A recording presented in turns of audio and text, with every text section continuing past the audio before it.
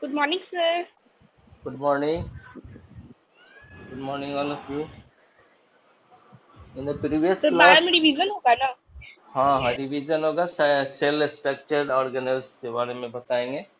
इससे पहले in previous class I have given you some terms. Did you learn it? सबको को याद कर लिया है? जैसे हमने बताया था, साइटोलॉजी है, हिस्टोलॉजी है, कार्डियोलॉजी है, ऑस्टियोलॉजी, ये सब टर्म सब याद कर लिया होगा. Did you learn? आपने याद कर लिया होगा. ये सब टर्म आपको खुद से याद कर लेना है. अब हम आज जो रिवीजन करा रहे हैं साइटोलॉजी में, you already know that the study of cell is known as cytology, and cell is the basic unit of life. It is the basic unit of all the living being, the structure and function unit of life. Like that, in a building, brick is the unit of the building. Like that, it is cell is the unit of all living being. अब हम आपको जो बताने जा रहे हैं उसमें एक बहुत ही इम्पोर्टेंट ऑर्गेनल्स है. दो इम्पोर्टेंट ऑर्गेनल्स है और लार्जेस्ट है. जैसे mitochondria, common name is power house of the cell, and second is the plastids. This is also known as chloroplast. उसमें पाया जाता है. इसको किचन ऑफ द प्लांट या प्लास्टिड को भी हम बोल सकते हैं, kitchen of the plant. It is called kitchen of the plant because it form the it makes the food by the process of photosynthesis, है ना. क्लोरोप्लास्ट जो मेन ऑर्गेनल है वो खाना बनाता है. और ऐसे प्लांट को, the plant which make their own food, that is called autotrophs. And the animals which don't make their own food, that is called heterotroph. जो हम लोग दूसरे पे डिपेंड करते हैं खाने के लिए, फूड के लिए, we are heterotrophs. And the green plant which make their own food by the process of photosynthesis, that is called autotrophs. Auto means होता है self, and trophs means to make the food by the process of photosynthesis. अब हम आपको structure of mitochondria आता है, बनाने के लिए भी आता है, इसको डिस्क्राइब करने के लिए. What is the structure of internal structure. जैसे माइटोकॉन्ड्रिया को हम काट करके, when we see what what is the structure of mitochondria, you will see in the screen. हम स्क्रीन शेयर कर रहे हैं. अब ये नजर आ रहा है स्क्रीन पे माइटोकॉन्ड्रिया का यस फोटो. सर. हाँ यस सर. हाँ, आप देखो. Yes sir. हाँ देखो तुम बहुत अच्छे से. टू डबल लेयर्ड होता है, डबल लेयर्ड, है ना. माइटोकॉन्ड्रिया, प्लास्टिड्स, न्यूक्लियस, ये सब डबल लेयर्ड है. दो आउटर लेयर, इनर लेयर. तो देख रहे हो, एक आउटर लेयर है. It is the internal structure of the mitochondria. इसी को एनाटोमी बोला जाता है. This is called anatomy. Anatomy का मतलब होता है कि कट करके इंटरनल स्ट्रक्चर जब माइक्रोस्कोप में हम देखते हैं किसी चीज का, that study is known as anatomy. तो आप देखो यहाँ पे, ये आउटर मेम्ब्रेन है. उसके बाद inner membrane, you are seeing the inner membrane. Here is the inner membrane. उसके बाद ये लिक्विड है ना. एक लिक्विड जो उसके अंदर पाया जाता है, that is the proteinaceous substance that फिल्स the space, and that is called matrix. यहाँ पे देख रहे हैं, that is the matrix, proteinaceous liquid like membrane. It is present in the, और ये फिंगर लाइक, जैसे अमीबा में देखते हो ना, फिंगर लाइक प्रोजेक्शन, उसको बोलते हैं सीडोपोडिया. यहाँ जो देख रहे हो फिंगर लाइक प्रोजेक्शन, उसको हम क्रिस्टी बोलते हैं. This is called cristae. ये जो you are seeing the finger like projection, pseudopodia के जैसा जो projection you are seeing, that is called cristae. और उसी क्रिस्टी में डीएनए होता है और F1 पार्टिकल पाया जाता है. F1 particle that generates the energy in the form of ATP, adenosine triphosphate बोलते हैं. इसी के, ये जो तुम्हारा मैट्रिक्स है ना, मैट्रिक्स, इसी के अंदर रिस्पिरेटरी एंजाइम्स पाया जाता है. Respiratory enzymes are present in the matrix. और ये जो रिस्पिरेटरी एंजाइम्स है, रिस्पिरेशन जानते हो कि it is an exothermic reaction. Energy release होता है रिस्पिरेशन से. And there are two types of respiration. एक होता है एनोरोबिक रिस्पिरेशन और एक होता है एरोबिक रिस्पिरेशन. पढ़ोगे आगे हायर क्लास में, 10th में. There are two types of respiration. Aerobic, AEROBIC, aerobic respiration. और next is anaerobic respiration. Aerobic respiration takes place in the presence of oxygen, or anaerobic respiration takes place in the absence of oxygen. Is it clear? Aerobic and anaerobic respiration. And what is the common name of mitochondria? Powerhouse of the cell. Powerhouse of the cell. Right, very good. Powerhouse of the cell. और इसमें देखो, इसमें mitochondria के अंदर embedded structure, मोती के जैसा एक स्ट्रक्चर देख रहे हो ना, this is called ribosome. Ribosome जो है ये प्रोटीन सिंथेसिस का काम करता है. राइबोसोम प्रोटीन बनाता है, प्रोटीन सिंथेसाइज करता है. और राइबोसोम बनाता कौन है जानते हो? Which prepares the ribosome? Nucleolus. Nucleus के अंदर जो एक छोटा सा न्यूक्लियोलस होता है, दैट प्रिपेयर्स द राइबोसोम. तो यहाँ पे देख रहे हो माइटोकॉन्ड्रिया के अंदर ये जो इम्बेडेड स्ट्रक्चर है मोती के जैसा देख रहे हो, दैट इज राइबोसोम. अच्छा, कुछ नाम आता है कि name 2 organelles which contains DNA.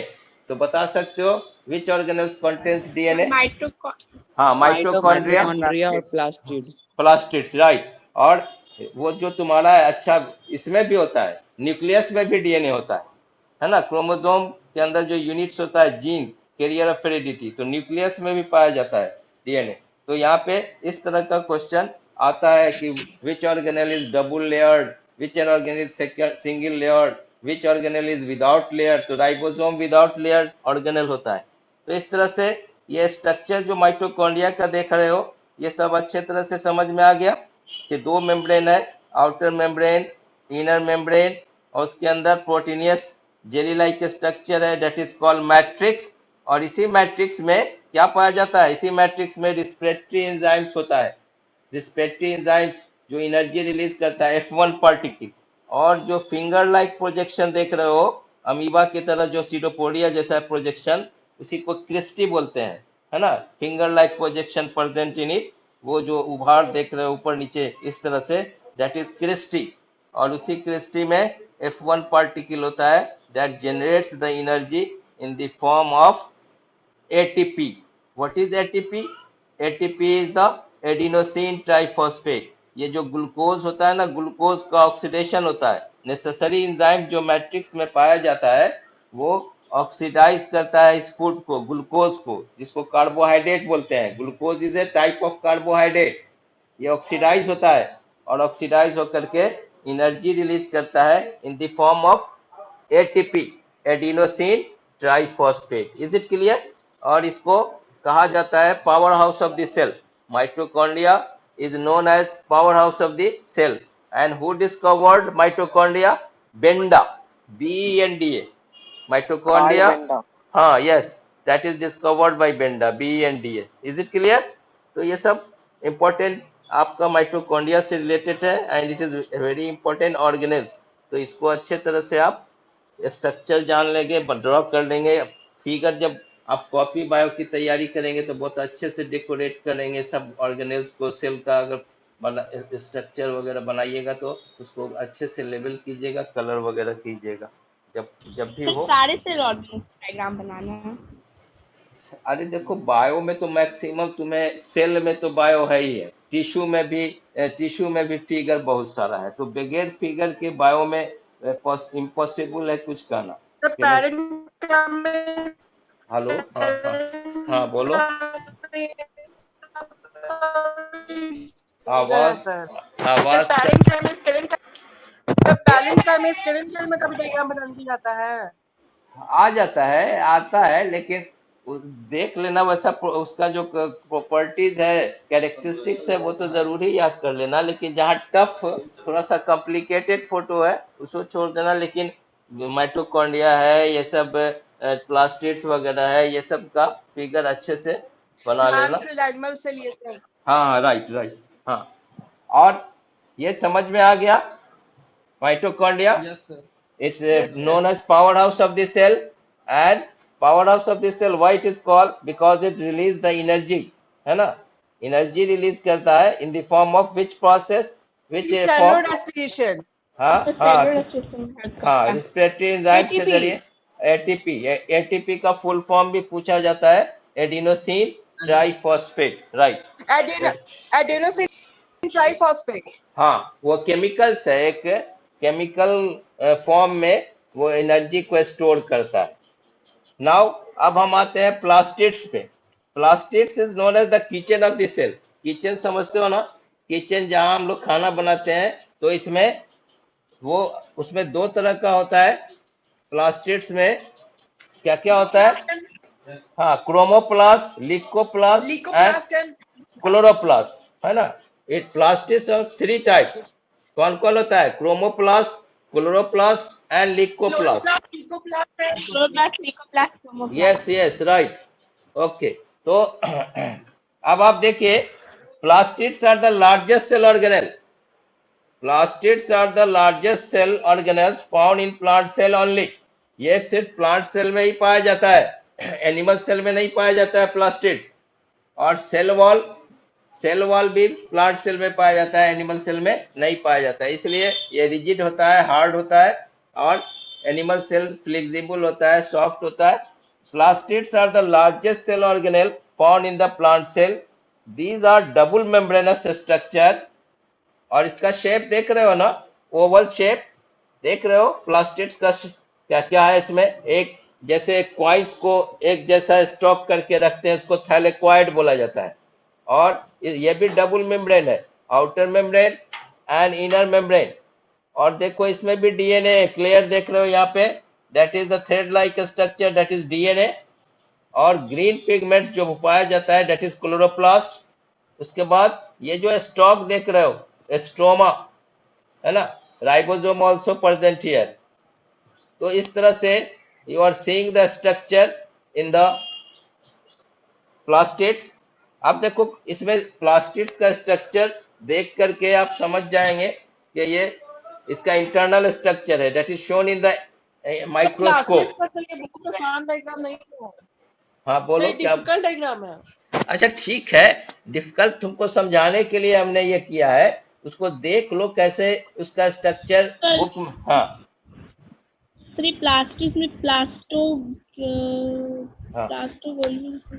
बहुत सारा स्ट्रक्चर है, लैमिला है, पास उसके अंदर राइबोसोम है, प्लास्टोग्लोबुल्स है, उसके जैसे वैक्यूल्स होता है ना, वैक्यूल्स उसी, प्लास्टिक तो वो हाँ, तो वही प्लास्टोग्लोबुल्स है, उसके अंदर वैक्यूल लाइक स्ट्रक्चर फॉर्म कर जाता है, जिसको प्लास्टोग्लोबुल्स बोलते हैं।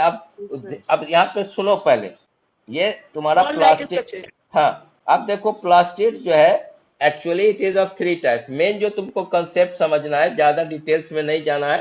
अब सबसे पहले क्लोरोप्लास्ट, क्रोमोप्लास्ट एंड लिकोप्लास्ट, जो पहले भी पढ़े हो।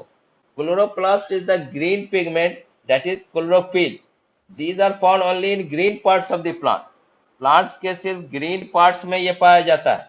They contain a green pigment that is called what? Chlorophyll, which is used in photosynthesis. अब तुम जानते हो कि photosynthesis is a process in which the green plants make their own food, and that plants which make their own food is known as autotrophs. AUT autotrophs, जो अपना खाना खुद। हाँ, यस, ऑटो मीन सेल्फ होता है, trophs to make the food, to synthesize the food. तो जो अपना खाना खुद बनाता है, ग्रीन मतलब पेट में तो food. Yes, to make the food. तो अब इसमें चार उसका जो रॉ मटेरियल है फोटोसिंथेसिस में, क्या क्या है? एक तो क्लोरोफिल जो सनलाइट को एब्जॉर्ब करता है, कार्बन डाइऑक्साइड एटमॉस्फेयर, वाटर है, वाटर, यस, जो रूट हेयर से एब्जॉर्ब करता है थ्रू जाइलम। CO2, हाँ, CO2 कार्बन डाइऑक्साइड वह लेता है, यूज्ड अप, और खाना बनाता है in the form of carbohydrate. और which gas is release? Oxygen gas is release. Oxygen O2, yes, O2 is release. तो ये साइकिल चलता रहता है। जैसे अगर हम वो ऑक्सीजन जो मिलता है उसे लिविंग बीइंग ले लेता है, एनिमल ले लेता है, एक्सेल कर, और एक्सेल गैस क्या होता है? ऑक्सीजन ले लिया और एक्सेल किया क्या, जो हमारा एक्सक्रीटिव प्रोडक्ट लंग्स से बाहर आता है, कार्बन डाइऑक्साइड। इस कार्बन डाइऑक्साइड को कौन ले लेता है? फिर प्लांट्स ले लेता है, फिर खाना बनाता है, फिर ऑक्सीजन देता है, उस ऑक्सीजन को हम लोग ले लेते हैं। इस तरह ऑक्सीजन और carbon dioxide cycle goes on continue. इस तरह से ये साइकिल चलता रहता है। इसको हम बोलते हैं CO2 O2 oxygen carbon dioxide cycle, cycle में चक्र, एक चक्र चलता रहता है। अब ध्यान देना कि due to the deforestation, deforestation बोलते हैं कटिंग ऑफ द ट्रीज, पेड़ के कटने से पॉपुलेशन बढ़ता जा रहा है। Large scale. यस, तो पॉपुलेशन बढ़ता जा रहा है, पॉपुलेशन बढ़ते जा रहा है और पेड़ कटता जा रहा है, डिफोरेस्टेशन इज गोइंग ऑन। की डिमांड, तो क्या से फैक्ट्री बढ़ रहा है, तो उससे हाँ फैक्ट्री है, इंडस्ट्रीज, जो हमारे नीड जो है बढ़ती जा रही है, आदमी का परसेंटेज जो है वो जो आदमी का जो पॉपुलेशन है बढ़ते जा रहा है, उससे क्या होगा, पेड़ कटता जा रहा है और CO2 जो एटमॉस्फेयर में है उसका परसेंटेज बढ़ता जा रहा है, वो यूज्ड अप नहीं हो रहा है। तो उससे क्या होगा, ग्लोबल वार्मिंग होता है, परसेंट एटमॉस्फेयर का टेम्परेचर, इसका अर्थ का टेम्परेचर इंक्रीज कर रहा है, जिसकी वजह से आइस मेल्ट करेगा और ग्लोबल वार्मिंग जैसे फ्लड काउज करता है या और भी बहुत सारा, that is called global warming, है ना, इसी को ग्लोबल वार्मिंग कहा जाता है। तो डिफोरेस्टेशन के कारण पेड़ कटता जा रहा है, CO2 का परसेंटेज बढ़ता जा रहा है, वो यूज नहीं हो पा रहा है। तो समझ गया ग्लोबल वार्मिंग भी क्या हुआ, what is global warming, is it clear? हाँ, अब आइए इसके अंदर प्लास्टिक्स के अंदर देखोगे कि देयर आर दो orange and yellow pigments are also present but they are matched by the large quantity of chlorophyll. ऐसा नहीं कि जितना क्लोरोफिल है सब ग्रीन कलर ही का होता है, कुछ कलर डिफरेंट भी होता है क्लोरोफिल का, येलो कलर भी होता है और ऑरेंज कलर भी होता है बहुत सारे प्लांट्स में। इनसाइड क्लोरोप्लास्ट देखोगे तुम एक मैट्रिक्स होता है और that is called stroma, and उसी के अंदर ग्रेना, स्ट्रोमा, है ना। Yes sir. मेम्ब्रेनस स्ट्रक्चर है ग्रेना, ग्रेना जो है तुम्हारा प्लूरल फॉर्म में हो गया और ग्रेनम हो जाएगा singular. Each granum consist of stack membrane bound sac, जिसको थाइलेक्वाइड देख रहे हो ना फिगर में, thylakoid, this is called thylakoid. Green यहाँ पे ये थाइलेक्वाइड्स है, कॉइन्स के जैसा एक अरेंज स्टैक स्ट्रक्चर है, एक दूसरे पे अरेंज है। और chlorophyll along with the pigment such as carotenoids present in the thylakoids, और इस तरह से उसमें DNA भी पाया जाता है, RNA भी पाया जाता है, राइबोसोम भी पाया जाता है। तो these are the structure of chloroplast। अब आ जाओ क्रोमोप्लास्ट पे। क्रोमोप्लास्ट जो होता है कलर्ड पिगमेंट्स, जैसे तुम फ्लावर में पेटल्स वगैरह को देखते हो ना, लाल रंग का है, पीले रंग का जो फ्लावर का पेटल्स होता है जिसपे इंसेक्ट अट्रैक्ट होता है पॉलिनेशन के लिए, है ना। Pigment of green lips. हाँ, तो Yes, sir, chromo, yes yes, pigment of तो ग्रीन लिप्स। हाँ सही है। तो these contain yellow, orange and red pigments. They are mostly present in the petals of flower and fruits.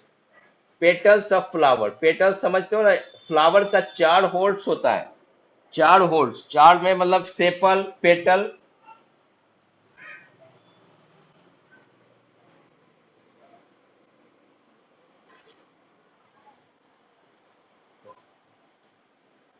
Hello, how many whorls are present in of flowers?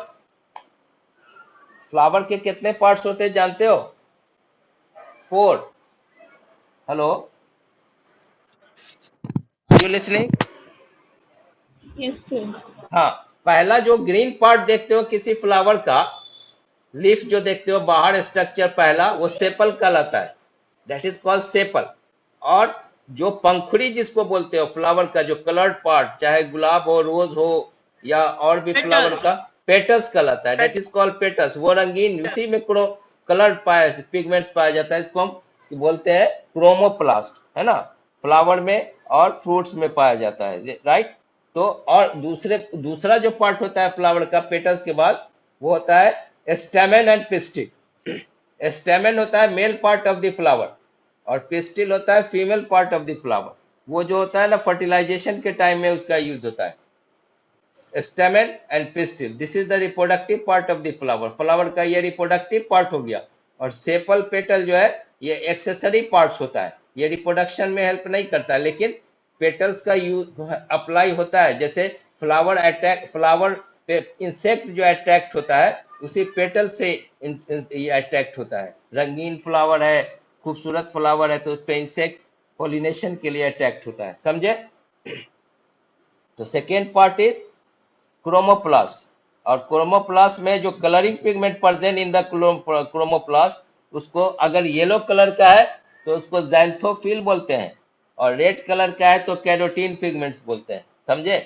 Chromoplast में जो colour पाया जाता है, yellow colour xanthophyll और red pigments carotene. और last जो है तुम्हारा इसका जो है लिकोप्लास्ट। इसमें क्या होता है? Leucoplast. Third is the plastids का जो थर्ड पार्ट है लिकोप्लास्ट, ये कलरलेस होता है। These are colourless plastids without any pigment. Leucoplast में कोई पिगमेंट्स नहीं होता है। लिकोप्लास्ट दैट स्टोर्स स्टार्च, है ना, स्टार्च और एमाइलोप्लास्ट। तो इस तरह से ये जो तुम्हारा है, these are the type of the plastids, chloroplast, chromoplast and leucoplast. अब उसके बाद फंक्शन अगर आपसे पूछे मेन, तो क्या होगा? फंक्शन ऑफ क्लोरोप्लास्ट में पहला फोटोसिंथेसिस, दूसरा हाँ ले लीजिए ना, हाँ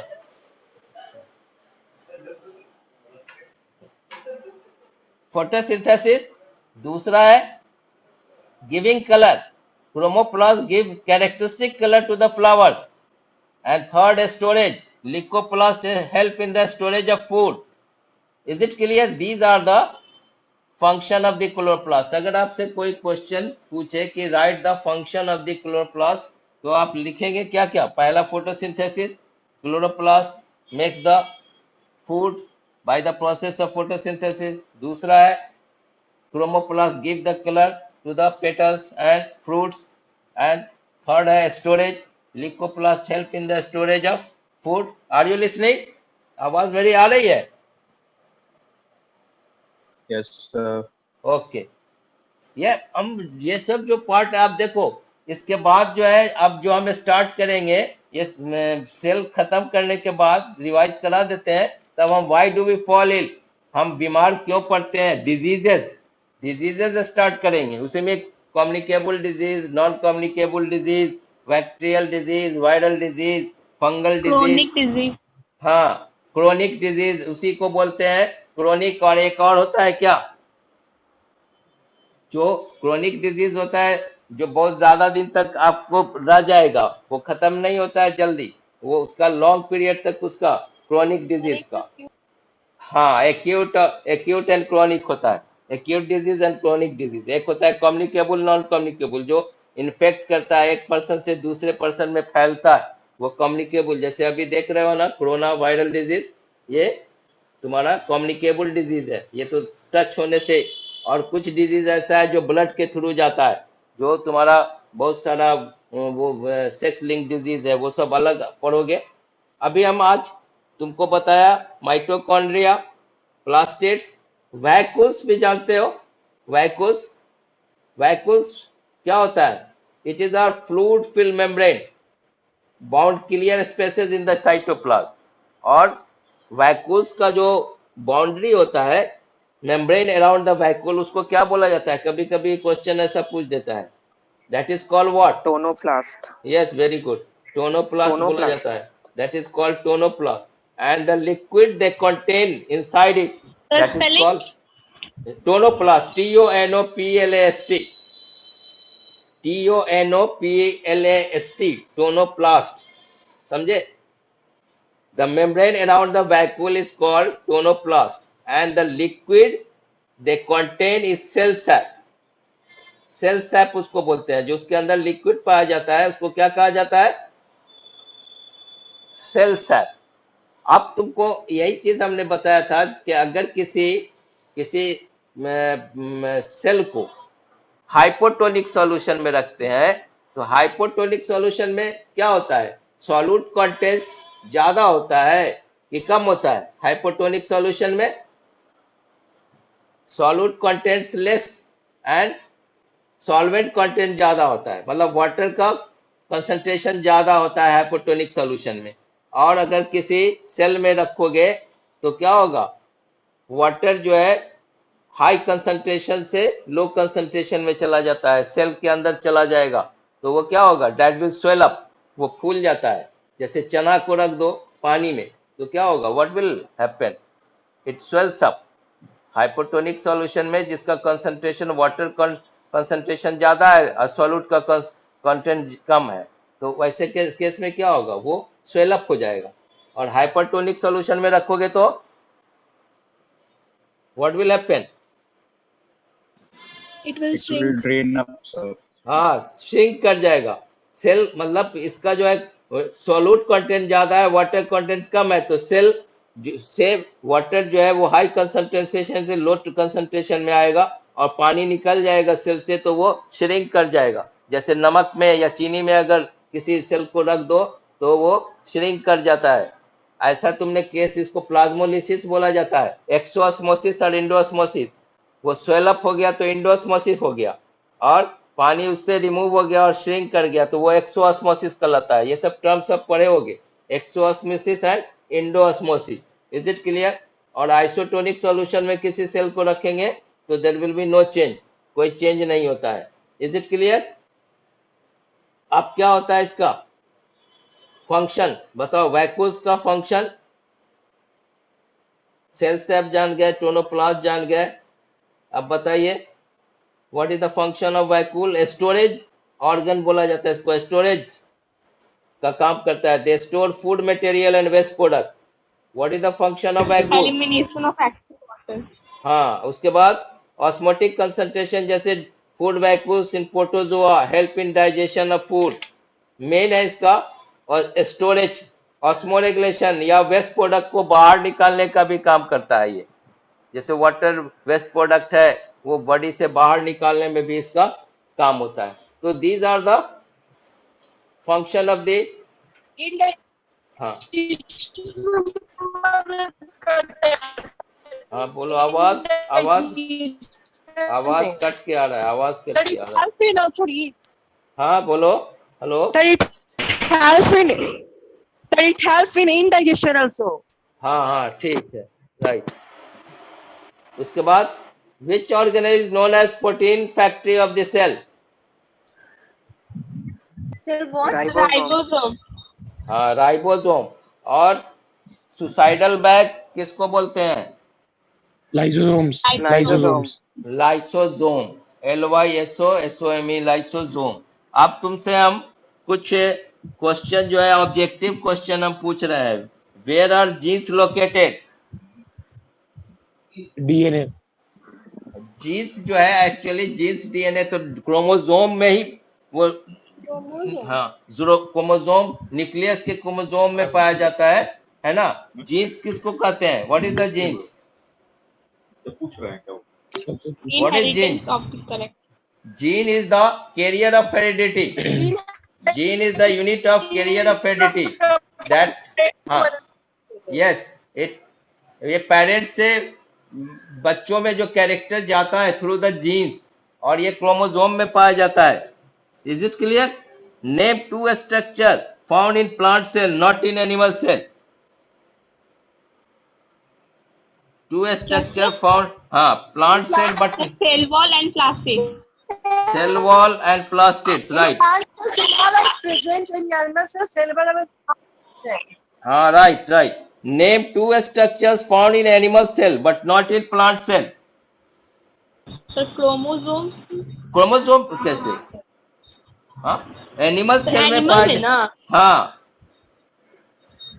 centrioles and lysosome animal cell में पाया जाता है, प्लांट सेल में नहीं पाया जाता है। Name two structure found in animal cell but not in plant cell, centrioles and lysosome. You will write down, लिख लोगे। Is it clear? Yes, sir. हाँ, what is the outermost layer of animal cell?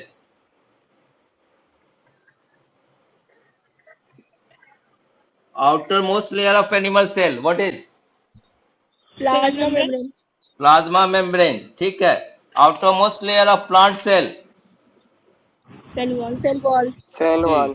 which organelle is the storage sac of solid and liquid material? अभी just पढ़ाया है, storage organ, storage sac किसको बोलते हैं? which organelle? Vacuoles. vacuoles, very good, ठीक है। which organelle serves as channel for transport of material between cytoplasm and nucleus. Endoplasmic reticulum. Endoplasmic हाँ, reticulum. अगर उसमें embedded हो राइबोसोम तो उसको क्या बोलेंगे? That ER is called Rough endoplasmic रस reticulum. इंटो. Very good, nice. What are chromosome made up of? Chromosome किस चीज का बना होता है? DNA. DNA and protein. Chromatin. DNA, chromatin धागा होता है क्रोमोसोम का, तो डीएनए एंड प्रोटीन होता है. अगर पूछा जाए कि chromosome is made up of, तो डीएनए एंड प्रोटीन. ठीक है, chromosome is made up of DNA and protein. Which organelle other than nucleus contain DNA? Nucleus को छोड़ के कर रहा है, ऐसे न्यूक्लियस में भी डीएनए पाया जाता है, लेकिन विच organelle other than Mitochondria. And plastids. हाँ, ये सब इंपॉर्टेंट क्वेश्चन है, आता है ऑब्जेक्टिव में, याद रखना. यस. अच्छा, which micro organisms can be made into crystals? Crystals समझते हो, नॉन लिविंग पार्ट आ जाता है. हम जानते हैं कि virus is known as Virus. हाँ, वायरस को बोलते हैं. ये बॉर्डर लाइन पे होता है, लिविंग एंड नॉन लिविंग दोनों का कनेक्टिंग लिंक होता है. अगर आपसे कोई पूछे कि name a cell organelle, name which micro organisms can be made into crystals, crystals के फॉर्म में, अभी देख रहे हो ना, एक सिस्ट फॉर्म कर लेता है. अब वही सिस्ट को तोड़ने के लिए, मारने के लिए हम लोग जो अभी सोप यूज करते हैं, हाथ को धोते हैं साबुन से, तो उसका जो सिस्ट है वो टूट जाता है, टूटने के बाद वो मर जाता है उस इससे. तो वही एक सिस्ट फॉर्म कर लेता है, अपने को प्रोटेक्ट करता है. और हाथ में लग गया या कहीं दरवाजे पे सट गया, ये जो कोरोना वायरस है, तो ये अभी connecting link between living and non living है, दोनों के बीच का कनेक्टिंग. अगर इनसाइड बॉडी चला गया